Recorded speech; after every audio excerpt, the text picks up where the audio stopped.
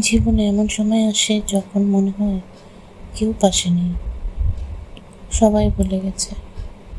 কিন্তু মনে রেখো, আল্লাহ কখনো তোমাকে ভুলে যান না। তুমি যখন একা কাঁদো, তিনি তা জানেন। তুমি যখন চুপচাপ ব্যথা সহ্য করো, তিনি তা অনুভব করেন। মানুষ তোমাকে বিচার করবে তোমার অতীত দিয়ে, কিন্তু আল্লাহ তোমাকে বিচার করেন তোমার নিয়ত দিয়ে। তুমি হয়তো বারবার ভুল করেছো, পাপ করেছো, কিন্তু যদি তুমি আন্তরিকভাবে তওবা করো, আল্লাহ তোমার আগের থেকেও বেশি ভালোবাসবেন। তুমি যেখানেই থাকো, যতটা ভাঙা থাকো, তুমি তার দৃষ্টির বাইরে নও। তোমার কান্না, তোমার দুঃখ, তোমার নিঃশ্বাস সব তিনি জানেন। তাই হতাশ হও না। আল্লাহর দয়া, তার মাফ, তার রহমত সব কিছুই অসীম। তিনি ক্ষমাশীল, পরম দয়ালু।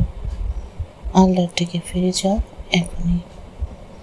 এটাই তোমার নতুন সূচনা হতে পারে।